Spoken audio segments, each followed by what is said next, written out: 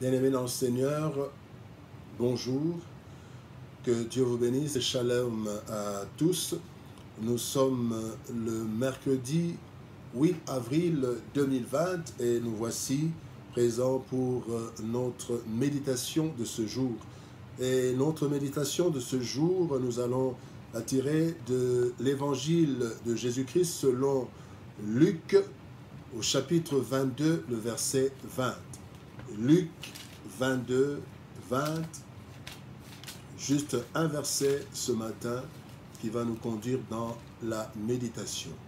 Luc chapitre 22, verset 20, la Bible dit « Il prit de même la coupe après le souper et la leur donna en disant « Cette coupe est la nouvelle alliance en mon sang qui est répandue pour vous. » Bien-aimés, nous sommes dans la semaine sainte et la journée du mercredi, c'est la journée où le soir du mercredi, il y a eu la dernière étape, la Sainte Seine, le dernier repas de Christ avec les disciples avant qu'il ne soit livré. Et le thème de notre méditation de ce matin, c'est l'alliance dans le sang de Jésus-Christ.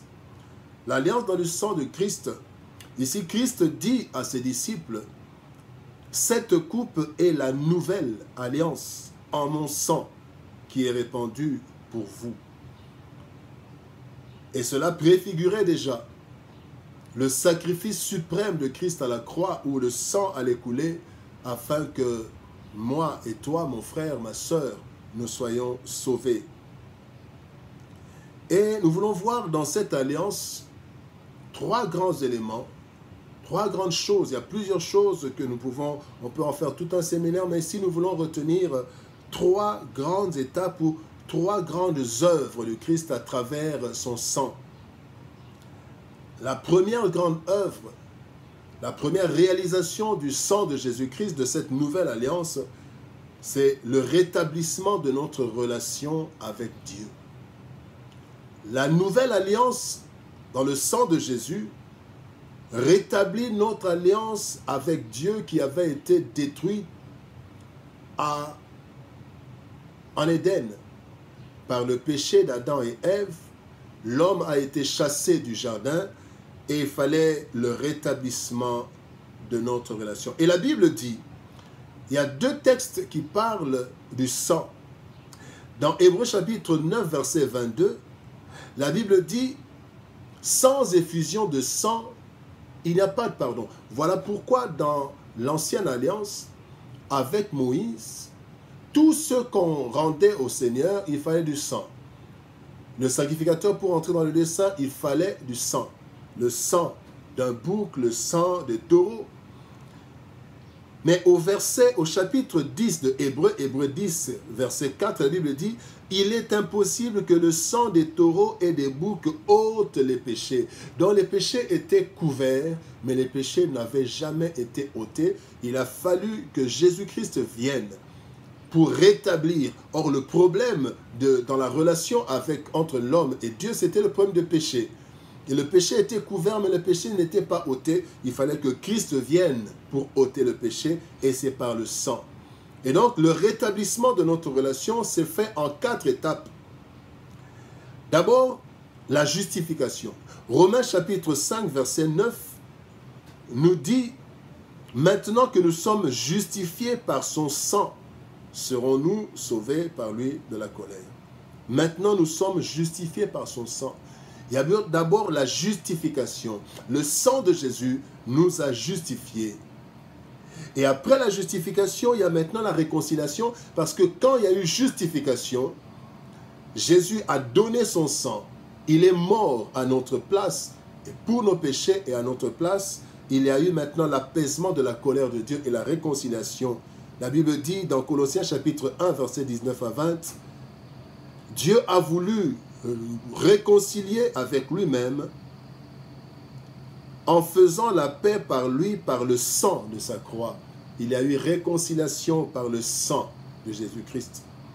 Et après la réconciliation, toujours pour rétablir notre relation avec Dieu, il y a le rapprochement. justification, réconciliation, rapprochement. La Bible nous dit dans Éphésiens chapitre 1, versets 19 à 20, la Bible dit, Dieu a voulu par lui réconcilier, non, Éphésiens 2, 12 plutôt à 13, la Bible dit, maintenant en Jésus-Christ, vous qui étiez jadis éloignés, vous avez été rapprochés par le sang de Christ. Éphésiens 2, 12 à 13, nous avons été rapprochés. Et quand il y a eu rapprochement, voilà que maintenant la quatrième étape dans le rétablissement de la relation, c'est que nous pouvons entrer dans le sanctuaire. Hébreux chapitre 10, verset 19 nous dit, « Ainsi donc, frères, puisque nous avons au moyen du sang de Jésus une libre entrée dans le sanctuaire. » Pour que le sacrificateur entre dans le sanctuaire, il fallait d'abord qu'il sacrifie. Il fallait d'abord qu'il y ait le sang. Il devait verser le sang dans le propitiatoire avant d'entrer dans le lieu très saint. Aujourd'hui, Jésus-Christ a déjà versé son sang. Voilà pourquoi, matin, midi, soir, je peux me réveiller et entrer dans la présence de Dieu, entrer dans le saint lieu pour adorer le Seigneur, pour lui présenter les sacrifices. La première étape, c'est le rétablissement. La deuxième étape, c'est la purification. Le sang de Jésus-Christ nous purifie. Aujourd'hui encore, quand nous péchons, nous sommes salis par le péché et c'est le sang de Jésus qui peut nous purifier. La Bible dit, si nous marchons dans la lumière, comme il est lui-même dans la lumière, nous sommes mutuellement en communion et le sang de Jésus, son Fils, nous purifie de tout péché. 1 Jean, chapitre 1er, verset 17. Dans le sang de Jésus-Christ nous purifie du péché. Voilà pourquoi quand nous demandons pardon au Seigneur, nous demandons aussi que son sang nous purifie. Ce sang qui a été versé à Golgotha, ce sang qui a été symbolisé à la Sainte Seine par la coupe. Et aussi, quand nous péchons, nous avons une mauvaise conscience. Nous sommes bloqués, nous n'arrivons plus à servir le Seigneur. Un vrai chrétien qui tombe dans le péché est dépourvu de force. Sa conscience est chargée et il faut que sa conscience soit purifiée. Voilà pourquoi la Bible dit dans Hébreux chapitre 9, verset 14, « Combien plus le sang de Christ, qui est par un esprit éternel, s'est offert à lui-même sans tache à Dieu, purifiera-t-il votre conscience des œuvres mortes afin que vous serviez le Dieu vivant. » Nous servons le Dieu vivant quand nous sommes chargés par notre conscience à cause des œuvres mortes, quand nous demandons le sang de Jésus-Christ nous purifie et aide à la purification de notre conscience. Il y a le rétablissement de la relation, il y a la purification de nos péchés, et la troisième chose, l'action du sang de Jésus-Christ, c'est la victoire. Nous avons des combats chaque jour. La Bible dit que nous n'avons pas à lutter contre la chair et le sang. Nous avons à lutter contre toute une organisation démoniaque. Et la Bible nous montre, bien aimés, dans Apocalypse chapitre 12, verset 11, la Bible dit, « Ils l'ont vaincu à cause du sang de l'agneau. » Nous avons vaincu et nous vaincrons le diable à cause du sang de l'agneau. Et ce sang nous protège. Quand Israël devait sortir d'Égypte, il y avait l'ange destructeur qui devait passer. Et Dieu avait demandé à Moïse que chaque enfant d'Israël mette le sang de l'agneau. Aujourd'hui, nous avons la protection du sang de l'agneau. Et nous avons aussi la victoire par le sang de l'agneau. Le diable est vaincu pas parce que nous crions contre lui quand nous sommes en train de prendre autorité, mais c'est parce que à la croix, le diable a été dépouillé. Lui et toute son armée dépouillée à la croix. Voilà pourquoi le sang de Jésus est très important. Bien-aimé, Christ dit, « Cette coupe est la nouvelle alliance en mon sang qui est répandue pour vous. » Et cette alliance, la nouvelle alliance, nous rétablit notre relation avec Dieu.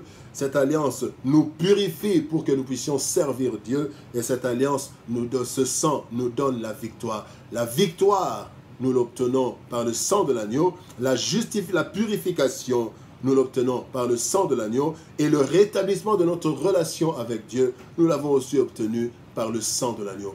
Bien-aimés, ce jour, c'est le jour où Christ a donné du pain et la coupe à ses disciples pour leur montrer la nouvelle alliance, cette coupe, la nouvelle alliance en son sang. Et bien aimés, nous sommes bénis, nous qui bénéficions de cette nouvelle alliance par le sang répandu.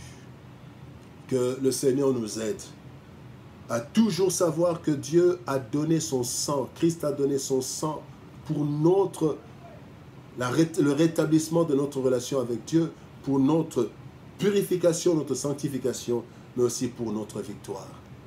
Que Dieu vous bénisse en ce jour, le mercredi saint, ce jour béni de mercredi où nous nous souvenons du dernier repas du Christ et du jour où Christ allait être livré. Il allait être livré pour que nous nous soyons sauvés. Que Dieu vous bénisse et que le sang de Christ opère toutes ces opérations dans nos vies. Soyez bénis au nom de Jésus et à demain.